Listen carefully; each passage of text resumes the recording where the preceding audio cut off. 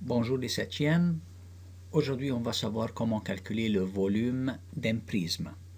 Le volume d'un prisme, c'est différent un petit peu que l'aire du prisme. Et il y a une formule générale qui fonctionne avec tous les prismes qu'on a. Donc, cette formule dit quoi? Ça dit que volume du prisme égale R de la base du prisme fois hauteur du prisme. Et j'appelle cette formule-là que c'est une formulaire qui est générale pour toutes les sortes du prisme.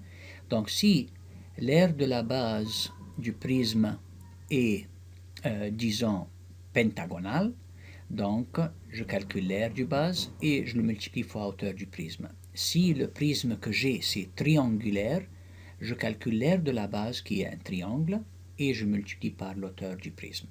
Donc dans ce cas-là, si je regarde, je trouve que l'aire de la base ici, c'est rectangulaire. Donc c'est-à-dire R de cet rectangle fois l'hauteur du prisme qui est 4.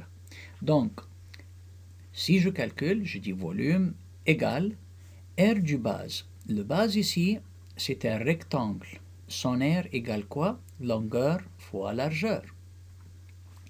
Longueur, c'est 7. Largeur, c'est 3. Donc, 7 fois 3. Puis après ça, on dit, je le multiplie par l'hauteur qui est 4 cm. Donc, 4, ça c'est l'hauteur. Donc, dans ce cas-là, je dis 4 fois 3, 12.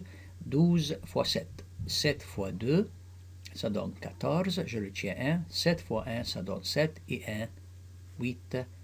Et dans ce cas-là, ça va être centimètre cube et non pas carré parce que je parle du volume. Et pourquoi centimètre cube? Parce que si vous regardez le base, l'aire du base, c'est centimètre fois centimètre, c'est déjà 2 cm, c'est-à-dire centimètre, c'est déjà centimètre carré, et je multiplie encore une fois par l'hauteur qui est centimètre, donc j'ai centimètre fois centimètre fois centimètre qui donne centimètre cube. Donc, le plus important, c'est de savoir cette formule-là qui dit que le volume du prisme, c'est l'aire de la base du prisme fois l'hauteur du prisme, et encore une fois, l'aire à centimètre carré fois hauteur du prisme qui est en centimètres, donc l'unité générale du volume, ça va être centimètre cube. Merci pour votre attention.